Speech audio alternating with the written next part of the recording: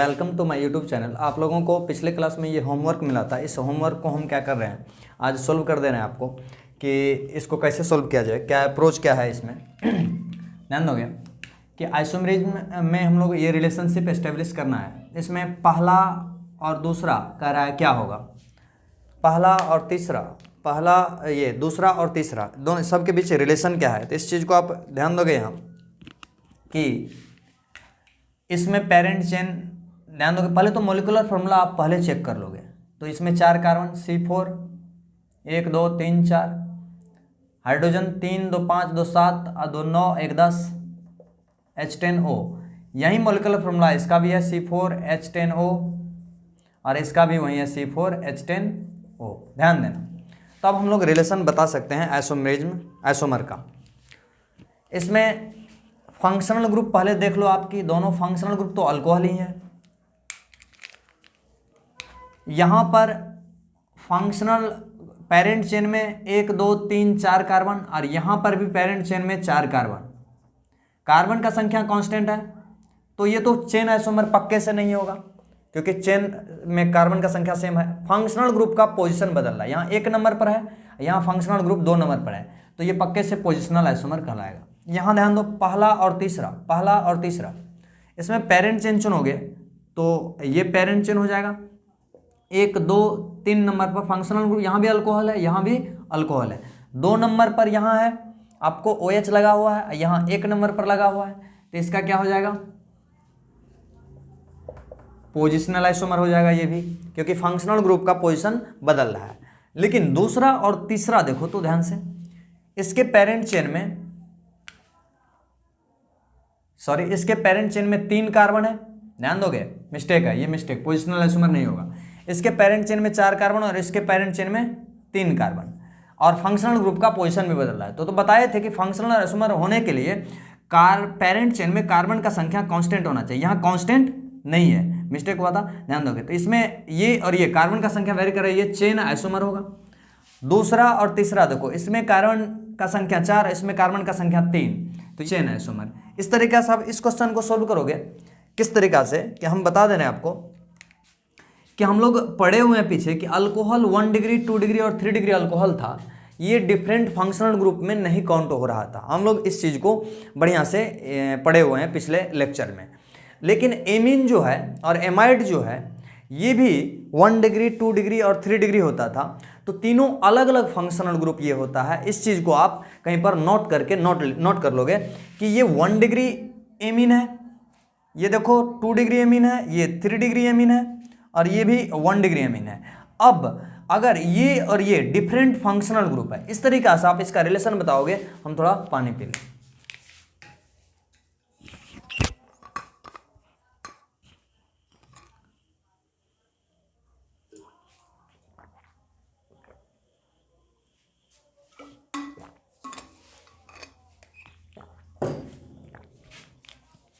ध्यान दीजिएगा, आप लोग बनाए होंगे।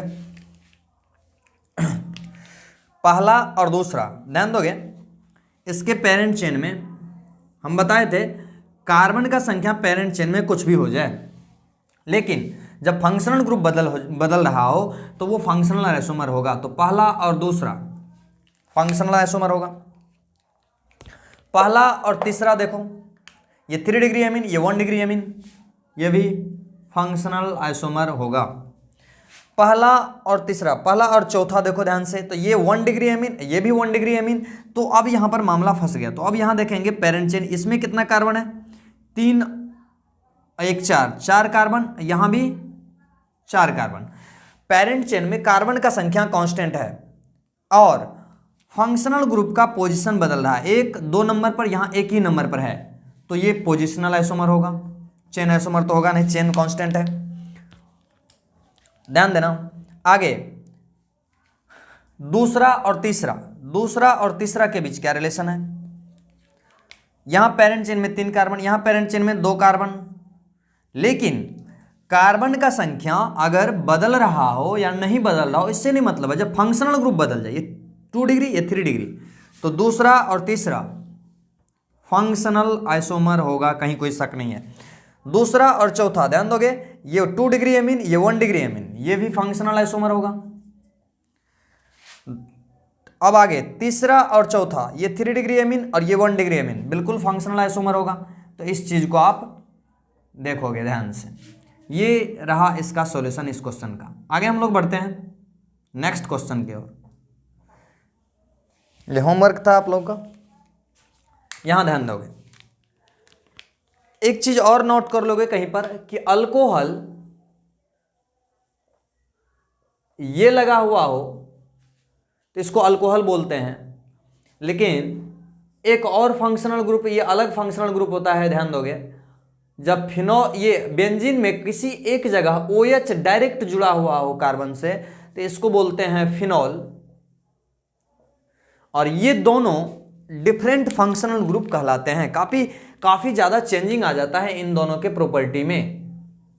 हम लोग अल्कोहल को और एमीन को, अल्कोहल को अलग अलग फंक्शनल ग्रुप नहीं लेते हैं, लेकिन एमीन को लेते हैं, एमाइड को लेते हैं, क्योंकि इसकी प्रॉपर्टी में डिग्री चेंज होने से एमीन और एमाइड या ये लो फिनॉल और ये अल्कोहल काफ़ी बड़ा चेंज आ जाता है। इसीलिए हम लोग इसके अलग अलग फंक्शनल ग्रुप की तरह से ट्रीट करते हैं। तो यह ध्यान दोगे, ये OH डायरेक्ट बेंजीन रिंग से नहीं जुड़ा तो ये हुआ अल्कोहल। ये आपको एक तरफ C है, दूसरे तरफ भी C है, ये ईथर। ये देख लो, ये फिनॉल है, डायरेक्ट OH जुड़ा हुआ है बेंजीन रिंग से तो ये फिनॉल है, और ये भी डायरेक्ट जुड़ा हुआ है OH यहां पर तो ये भी फिनॉल है। अब आप रिलेशन बता सकते हो, बिल्कुल मॉलिक्यूलर फॉर्मूला सभी का सेम है। यहां भी आप मॉलिक्यूलर फॉर्मूला मिला के देख लो, सभी का मॉलिक्यूलर फॉर्मूला सेम है। पहला और दूसरा ये ईथर, ये अल्कोहल, फंक्शनल आइसोमर। पहला और तीसरा ये अल्कोहल, ये फिनॉल, फंक्शनल आइसोमर। पहला और चौथा फंक्शनल आइसोमर, ये अल्कोहल, ये और ये फिनॉल। दूसरा और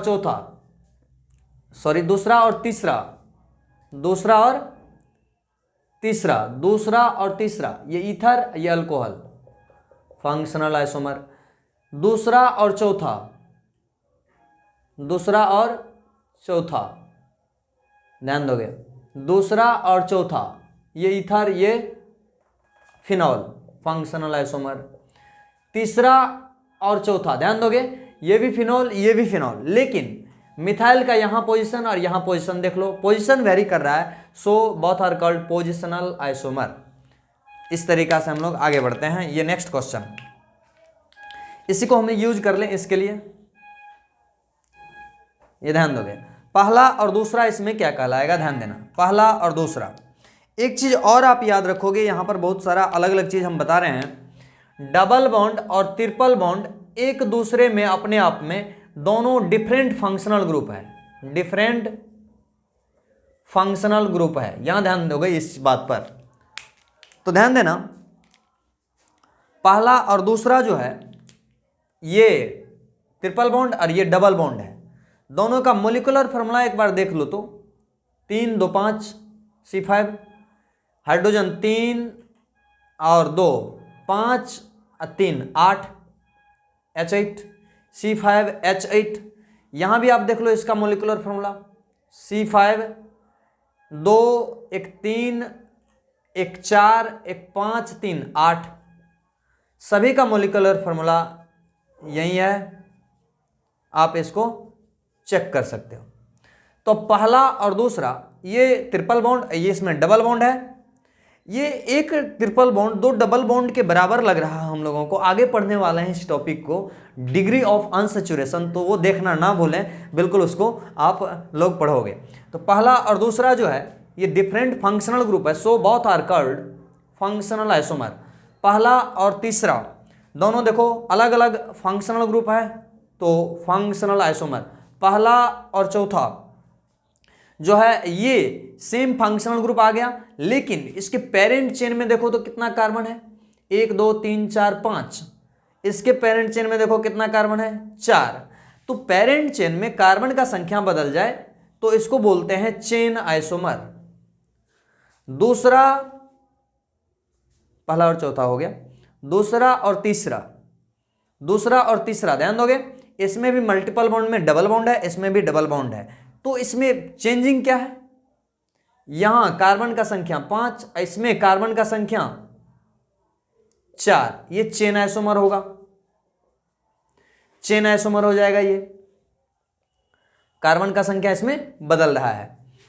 उसके बाद दूसरा और चौथा देखो, दूसरा और चौथा double bond triple bond functional isomer, तीसरा और चौथा देखो double bond triple bond functional isomer. इस तरीका से हमने एक बहुत ही इंपॉर्टेंट क्वेश्चंस को सोल्व किया। एक ये बात थी कि हम लोग को क्वेश्चन सोल्व करना है। आगे हम लोग बढ़ते हैं मेटामर्स की तरफ, ध्यान दोगे। अगला टॉपिक हम लोग पढ़ते हैं मेटामेरिज्म। मेटामेरिज्म क्या है?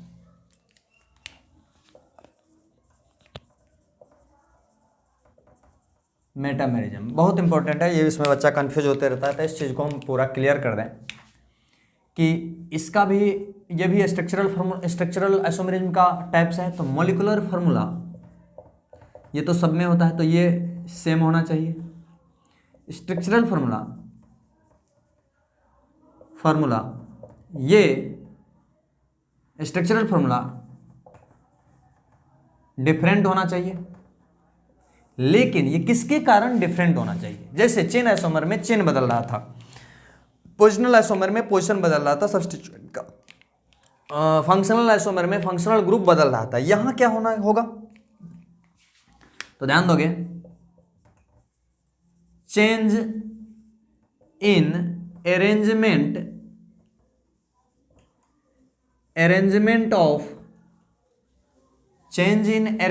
Of atom, sorry, change in arrangement of group, mainly यहां पर बात करेंगे हम लोग अल्काइल ग्रुप के बारे में। Alkyl group, change in arrangement of group, mainly alkyl group का बात करेंगे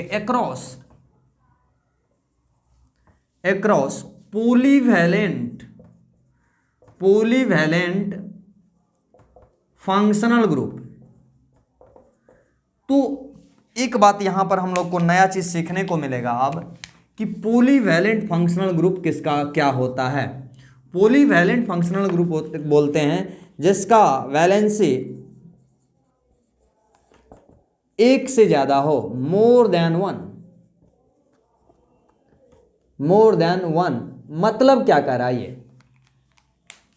अल्कोहल पॉलीवैलेंट फंक्शनल ग्रुप में कौन कौन आता है? अल्कोहल लेते हैं, ध्यान दोगे, ये एक ही तरफ से जुड़ने वाला है, तो इसको बोलेंगे मोनोवैलेंट।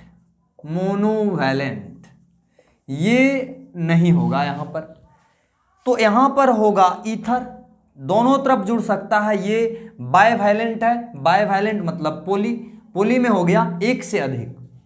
ये थायो ईथर ले सकते हो, डबल बॉन्ड ओ कीटोन ले सकते हो, आप ईस्टर का यूज कर सकते हो इस मेटामर्स को पढ़ने के लिए, आप एसिड एनहाइड्राइड का यूज कर सकते हो क्योंकि ये भी पॉलीवैलेंट था। आप इसी में 1 डिग्री एमीन नहीं होगा, 1 डिग्री एमीन मोनोवैलेंट होगा, तो 2 डिग्री एमीन का आप यूज कर सकते हो। ये इधर भी वैलेंसी फ्री, इधर भी वैलेंसी फ्री, मिथाइल मत समझ लेना। उसके बाद 3 degree functional group, 3 degree amine को भी यूज कर सकते हो। उसके बाद आप 2 डिग्री एमाइड, ये वैलेंसी इधर भी फ्री, इधर भी फ्री, 3 डिग्री एमाइड को भी आप यूज कर सकते हो। तो ये अलग अलग फंक्शनल ग्रुप जो आपको दिख रहा है, इसके अलोंग आप मेटामर्स को स्टडी करोगे। ये 3 डिग्री एमाइड है, ये 2 डिग्री एमाइड, ये 3 डिग्री एमीन, ये 2 डिग्री एमीन, और ये एसिड एनहाइड्राइड है। तो इस तरीका से हम लोग इस पर एक एग्जाम्पल करते हैं कि किस तरीका से डिस्टिंग्विश करेंगे कि ये मेटामर्स है या कुछ और है। तो इस फंक्शनल ग्रुप को आप नोट कर लोगे, हम इसको डिलीट करते हैं। ध्यान देना, एक क्वेश्चन ले रहे हैं, ध्यान दोगे कि ये क्वेश्चन है और ये क्वेश्चन है, आपको रिलेशन फाइंड करना है।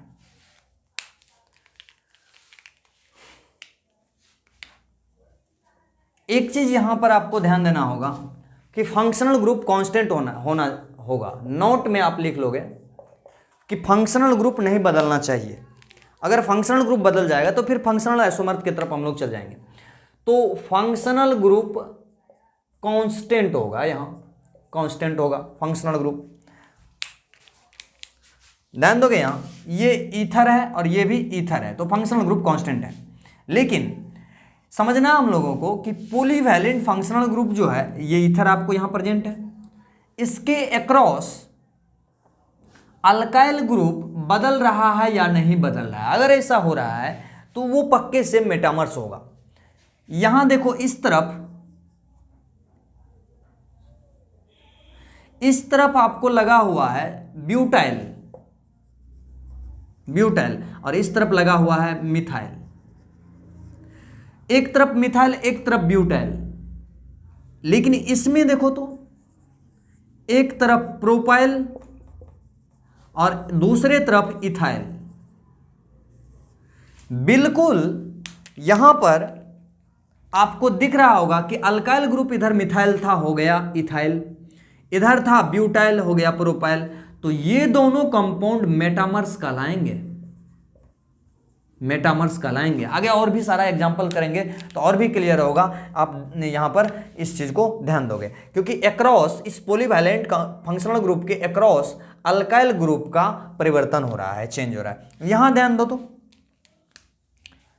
यहां पर आप देख सकते हो कि इस तरफ लगा हुआ है आपको इथाइल, ये पॉलीवैलेंट फंक्शनल ग्रुप है कीटोन, फंक्शनल ग्रुप तो कांस्टेंट है इथाइल, और ये है मिथाइल। एक तरफ मिथाइल एक तरफ इथाइल। यहां भी ध्यान दो, इस तरफ इथाइल था, आ गया मिथाइल, इस तरफ हो गया इथाइल। तो आपको लग रहा होगा कि ये दोनों कंपाउंड होंगे मेटामर्स,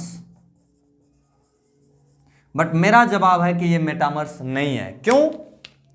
क्योंकि इस पॉलीवैलेंट फंक्शनल ग्रुप के अक्रॉस अल्काइल ग्रुप बदल नहीं रहा है। यहां ब्यूटाइल था प्रोपाइल हो गया, मिथाइल था इथाइल हो गया, या बोल सकते हो इथाइल था मिथाइल हो गया, प्रोपाइल था ब्यूटाइल हो गया। यहां पर इथाइल था इथाइल है, मिथाइल था मिथाइल है। अक्रॉस चेंज का मतलब यह होता है कि पलट के इधर से इधर नहीं कर देना, अल्काइल ग्रुप ही बदल जाए। तो अल्काइल ग्रुप तो कांस्टेंट है, तो ये दोनों क्या कहलाएंगे? दोनों कंपाउंड सेम कंपाउंड है, कोई आइसोमर नहीं है, सेम कंपाउंड है ये दोनों। ना चेन आइसोमर है ये, ना मेटामर्स था, ना पोजिशनल आइसोमर है, और ना ही फंक्शनल आइसोमर है। बहुत इंपॉर्टेंट था, यहां से आपको क्लियर हुआ होगा कि मेटामेरिज्म क्या होता है। मेटामेरिज्म, ये दो जो घटना हो रहा है उसको मेटामेरिज्म कहेंगे, और ये दोनों each other called metamers. Next है, इस पर हम लोग एग्जांपल्स करते हैं, ध्यान दोगे आप। ध्यान दोगे कि हम लोग आगे बढ़ते हैं। मेटामर्स जो हम लोग पढ़े हुए हैं मेटामेरिज्म, इस पर एक क्वेश्चंस करते हैं, फिर अब हम लोगों को आगे और भी ज़्यादा ये क्लियर हो जाएगा। तो ये पहला रहा, दूसरा, तीसरा कंपाउंड, चौथा और ये पांचवा। तो आपको रिलेशन फाइंड करना है पहला और दूसरा के बीच, पहला एंड दूसरा, पहला एंड तीसरा। ध्यान दोगे कि इतना रिलेशन हम लोग को यहाँ बताना है, आइसोमेरिक रिलेशन। एक चीज़ तो यहाँ पर हम लोग को पहले जस्टिफाई कर लें कि ये आपको ईस्टर फंक्शनल ग्रुप है जो पॉलीवैलेंट है, मेटामर्स का पॉसिबिलिटी हो सकता है। ये भी ईस्टर है, ये भी आपको ईस्टर है, तो इन सब में, और ये भी आपको ईस्टर है, तो इन सब में आपको दिख सकता है कि मेटामर्स हो रहे होंगे। यहाँ पर ये आपको फंक्शनल ग्रुप बदल गया, ये है कार्बोक्सिलिक एसिड, ये सभी ईस्टर है और ये कार्बोक्सिलिक एसिड है। तो हम लोग अप्रोच करते हैं क्वेश्चंस पर कि इसमें पेरेंट चेन जो भी हो आप यहाँ से चुन सकते हो, पेरेंट चेन 4 कार्बन का आएगा, लेकिन इसके अक्रॉस चेन चेक करो तो अल्काइल ग्रुप आपको ये बदल रहा है या नहीं बदल रहा है। पेरेंट चेन यहाँ पर एक कंडीशन है कि मेटामर्स जो अगर हो रहा हो तो कंडीशन है कि फंक्शनल ग्रुप नहीं बदलना चाहिए, जो कि नहीं बदल रहा है।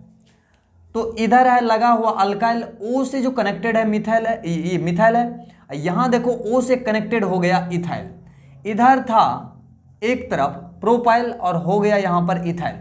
तो इस फंक्शनल ग्रुप के अक्रॉस चेंज हो रहा है फंक्शनल ये अल्काइल ग्रुप, तो ये होगा मेटामर्स। मेटामर्स होंगे पहला और दूसरा। पहला और तीसरा देखो ध्यान से, पहला और तीसरा देख सकते हो कि इसमें भी आपको पहला और तीसरा में ऑक्सीजन से मिथाइल कनेक्टेड है। यहां ऑक्सीजन से देखो, इसको घुमा दिया है, पलट दिया इस फंक्शनल ग्रुप को। यहां लगा हुआ है आपको प्रोपाइल और इस तरफ लगा हुआ है मिथाइल और इसमें इस तरफ लगा हुआ है प्रोपाइल। तो यहां पर हम लोगों को एक चीज तो जरूर दिख रहा है कि अक्रॉस अल्काइल ग्रुप चेंज हो रहा है कि ऑक्सीजन से जो जुड़ा हुआ था वो मिथाइल था, अब यहां मिथाइल नहीं रहा। यहां जो इस कार्बन से जुड़ा हुआ था इधर प्रोपाइल, वो प्रोपाइल नहीं रहा, हो गया मिथाइल। तो अक्रॉस चेंज हो रहा है, तो ये भी होगा मेटामर। पहला और चौथा, पहला और चौथा ध्यान दो, इसमें भी इस तरफ कार्बन को जीरो कर दिया है, इस फंक्शनल ग्रुप को भी पलट के लिखा है यहां। इस तरफ कार्बन के संख्या को जीरो कर दिया है, मतलब हाइड्रोजन है सिर्फ, और इधर चारों कार्बन को लगा दिया है। ये ब्यूटाइल है, इधर लगा हुआ था मिथाइल। तो अल्काइल ग्रुप इधर जो इसमें था प्रोपाइल और इसमें हो गया, इसमें कुछ नहीं बचा, यहां हाइड्रोजन बचा। तो अक्रॉस अल्काइल ग्रुप बदल रहा है, तो ये भी कहलाएगा मेटामर्स, और फंक्शनल ग्रुप तो कांस्टेंट था ही। लेकिन अब आते हैं पहला और पांचवा। पहला और पांचवा ध्यान दोगे, फंक्शनल ग्रुप मेटामर्स के होने के लिए फंक्शनल ग्रुप का कांस्टेंट होना जरूरी है। यहां पर ईस्टर है और ये है कार्बोक्सिलिक एसिड। तो इस तरीका से फंक्शनल ग्रुप बदल गया। तो पहला और पांचवा जो है ये फंक्शनल आइसोमर कहलाएंगे। उसके बाद आ जाओ दूसरा और तीसरा। दूसरा और तीसरा में देखो अल्काइल ग्रुप अक्रॉस चेंज हो रहा है या नहीं हो रहा है। इधर इथाइल है, इधर प्रोपाइल है, इधर इथाइल है, इधर मिथाइल है, अक्रॉस चेंज हो रहा है। तो दूसरा और तीसरा मेटामर्स होंगे, मेटामर्स। दूसरा और चौथा ध्यान दोगे, दूसरा और चौथा, इसमें भी अल्काइल ग्रुप बदल रहा है। इस तरफ इथाइल था लगा हुआ, इधर इथाइल नहीं रहा, बदल गया। इधर आ गया ब्यूटाइल, इधर है आपको इथाइल, तो बदल रहा है, ये भी मेटामर्स होंगे। दूसरा और पांचवा देखो, दूसरा और पांचवा, तो ये ईस्टर फंक्शनल ग्रुप है और ये कार्बोक्सिलिक एसिड है। तो इस तरीका से ये भी हो जाएगा फंक्शनल आइसोमर, फंक्शनल आइसोमर। दूसरा और पांचवा, दूसरा और पांचवा बिल्कुल फंक्शनल आइसोमर होगा, फंक्शनल ग्रुप बदल रहा है। तीसरा और चौथा ध्यान दो, तीसरा और चौथा, तीसरा और चौथा में दोनों फंक्शनल ग्रुप तो कांस्टेंट है, ईस्टर है, लेकिन अक्रॉस अल्काइल ग्रुप जरूर बदल रहा है। यहां ब्यूटाइल है, यहां प्रोपाइल है, यहां मिथाइल था, नहीं है। तो ध्यान दोगे अक्रॉस चेंज हो रहा है, तो इसको बोलेंगे मेटामर्स, मेटामर्स। तीसरा और चौथा ध्यान दो, तीसरा और पांचवा, तीसरा चौथा हम लोगों ने देख लिया। तीसरा और पांचवा देखते हैं, तीसरा और पांचवा में क्या रिलेशन है। तीसरा और पांचवा होगा फंक्शनल आइसोमर, क्योंकि फंक्शनल ग्रुप बदल रहा है। चौथा और पांचवा में भी होगा, ये भी फंक्शनल आइसोमर होगा। इस तरीका से हम लोगों ने एक और भी इंपॉर्टेंट क्वेश्चन किया। इस पर लेते हैं हम लोग होमवर्क आप लोग खुद से बनाओगे। नेक्स्ट लेक्चर में वो होमवर्क आपको डिस्कस किया जाएगा। बहुत ज़्यादा इंपॉर्टेंट क्वेश्चन सब हैं, इसको आप लोग खुद से बनाओगे। हम इसको नेक्स्ट क्लास इसको डिस्कस कर देंगे। तो क्वेश्चन नंबर 1 में क्या है, ये पहला कंपाउंड है, ये दूसरा कंपाउंड है, ये तीसरा है, ये चौथा है और ये पांचवा है। इन पांचों के बीच जो रिलेशन होता है ये पॉसिबल रिलेशन है, ये सभी बताना है आपको। ये क्वेश्चन में सभी के बीच रिलेशन ये आएगा, तो ये आप बताओगे। एक क्वेश्चन हमने सोल्व कर रखा है। आगे क्वेश्चन नंबर 2 जो है ये भी काफ़ी ज़्यादा इंपॉर्टेंट है अपने आप में। पहला, दूसरा, तीसरा, चौथा, पांचवा। आप मॉलिक्यूलर फार्मूला भी एक बार चेक कर लोगे सबका, क्योंकि मॉलिक्यूलर फार्मूला अगर डिफरेंट होता है तो वो आइसोमर्स नहीं कहलाएंगे, डिफरेंट कंपाउंड कहलाएंगे। तो इन पांचों के बीच में इतना पॉसिबल रिलेशन है, तो ये सभी बताओगे आप। इन पांचों के बीच में जी ये पॉसिबल रिलेशन है। यहां पर भी आपको 5 दिख रहा होगा, 4, 5। इन पांचों के बीच में ये पॉसिबल रिलेशन है, सभी बताओगे आप। ये रहा होमवर्क। एक क्वेश्चन यहाँ पर है कि ये और ये कौन सा आइसोमेरिज्म कहलाएंगे। हम लोगों ने अभी लगभग कौन कौन आइसोमेरिज्म पढ़ रखा है? Chain isomerism, positional isomerism, functional isomerism, metamerism भी हम लोग पढ़ लिए हैं। बचा हुआ हम लोगों का रिंग चेन आइसोमेरिज्म और टॉटोमेरिज्म। तो रिंग चेन आइसोमेरिज्म को पढ़ने से पहले एक इंपॉर्टेंट टॉपिक को पढ़ना पड़ेगा और वो है डिग्री ऑफ अनसैचुरेशन, या बोल सकते हो हाइड्रोजन डेफिशिएंसी इंडेक्स बोलते हैं।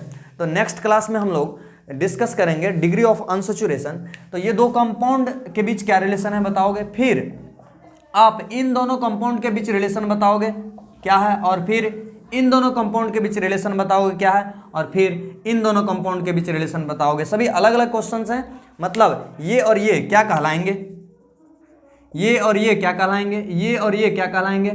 तो नेक्स्ट क्लास में हम लोग इसको डिस्कस करेंगे। ये आपके लिए रहा ये होमवर्क। तो इसी के साथ आप सभी को धन्यवाद। नेक्स्ट लेक्चर देखना ना भूलें, क्योंकि उसमें हम पढ़ाने वाले हैं डिग्री ऑफ अनसैचुरेशन, जो काफ़ी ज़्यादा इंपॉर्टेंट है।